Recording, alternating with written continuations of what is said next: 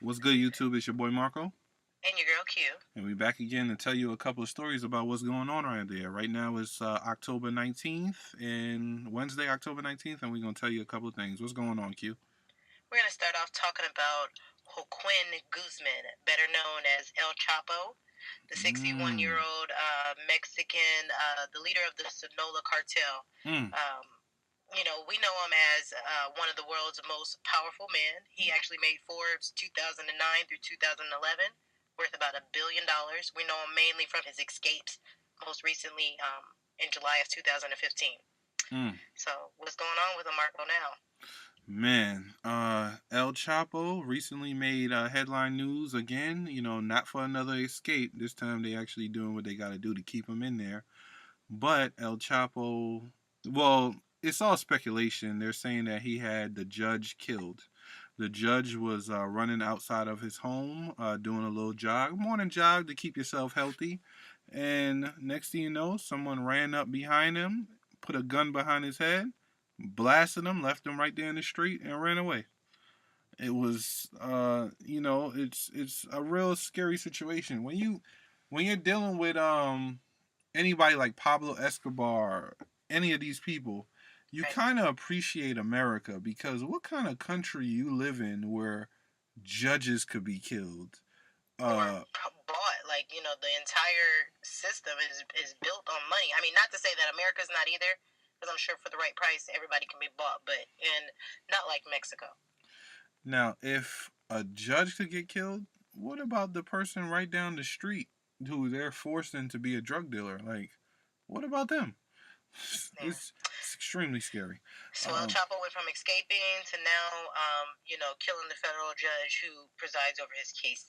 It's all speculation too. Um, Next, we're moving on to Azealia. Or I'm sorry, let's actually go on to Tommy. Tommy Strong, as we know him. Tommy, the man without no job. Damn, Tommy. Oh my God.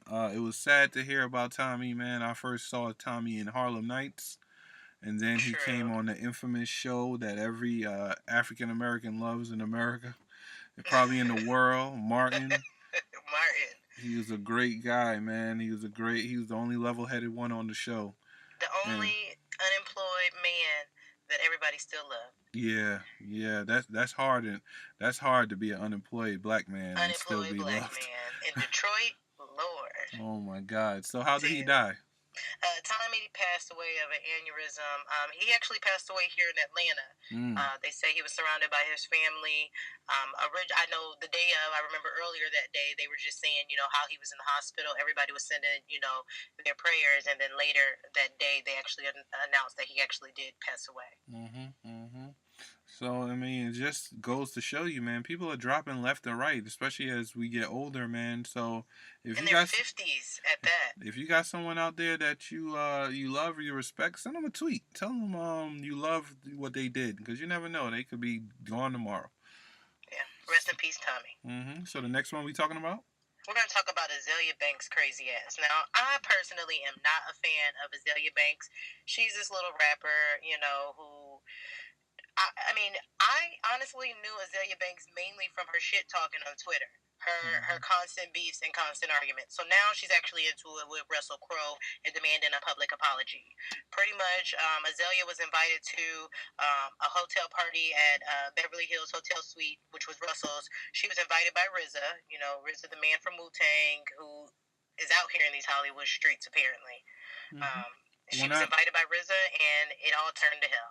When I heard the story of Russell Crowe and Azealia Banks, and my first thing that popped in my mind, how the hell those two get connected? It made no sense until I heard RZA. Now, if you don't know, RZA is from the infamous Wu Tang Clan.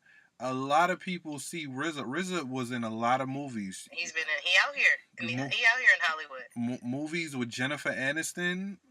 A lot of movies that you wouldn't think he would be in. He pops in and he does a great job. So I could definitely see RZA with Russell Crowe. So. Definitely. Azealia Banks, I know her from her antics more than her music. She had so many antics that one time I actually went to a YouTube page and actually looked at her, listened to her videos and watched them. She's that girl that sets black women back. Mm-hmm. The That's her. the thing with Azealia Banks is she's actually talented.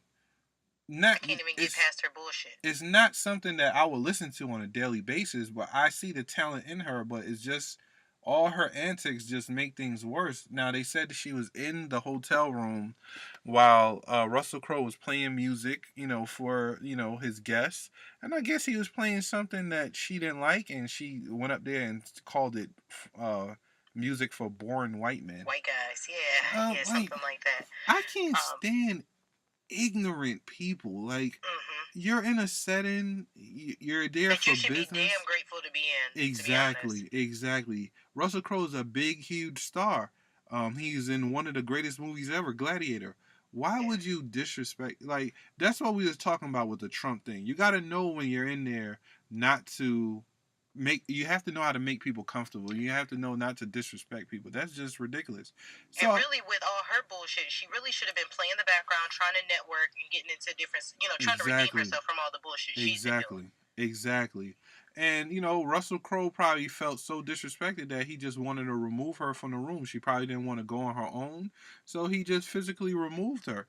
And well, she said that he called her a nigger and all this I other shit. no, She no said way, he whispered in the ear. no RZA, way. who again took her to this event, pretty much said she was the only one using the N word. Yeah, yeah, I believe them 100%. Her mouth is so foul. Yeah, she seems like someone that would do this nonsense. So at the end of the day, Russell Crowe tried to remove her, and RZA stayed on Russell Crowe's side, which he should, because at the end of the day, this is business. Right. No one was harmed. So and at the end of the getting day, them no check. yeah. So he stayed on Russell Crowe's side. Russell Crowe got rid of her. Unfortunately for the situation, Russell Crowe probably gonna have to come out of pocket like 50,000 to settle out of court. I mean, she's petty. Yeah. On to the next one. Enough about her. So, lastly, let's talk about Cameron real quick. Oh Cameron and God. Jim Jones and their little shade room Instagram beef. So, apparently, Cameron brought his new artist out on stage. That's not his artist, but he brought Dave East out on his stage. artist on the stage, and pretty much Jim Jones came on, commented saying, tell him to make you Dipset, which he hasn't, of course, which he can't. But he said, tell him to make you Dipset, and from that point, Cameron just goes in. Yeah. So Cameron, if you follow Cameron and Jim Jones, they're brothers at the end of the day, and they always go back and forth. Cameron blocked Jim Jones on his page. They always have these spats in public, and me personally, Cameron said some things. I guess he got annoyed by what Jim Jones said. Being sarcastic. And he said, he basically brought up Max B. Said, why you don't Max B coming home? Why don't you make him Dipset? Laugh out loud. And it was just a situation that just got ridiculous. Me personally, I hate to see inside conversations become outside conversations. That's something you could have between the two of you. They kind of disrespected Dave East by Cameron saying that Jim Jones going around telling people that he's not from Harlem, but still want to do videos with him and yeah, doing fake shit. So it is what it is, man. Just a little brotherly spat. It's about nothing, but people should know. Anyway, let us know what you think about all the situations, especially the Azealia Banks one, the El Chapo one, and the Cameron one. And rest in peace, Tommy. It's your boy Marco. And your girl Q. And we'll be back with the next one. Peace.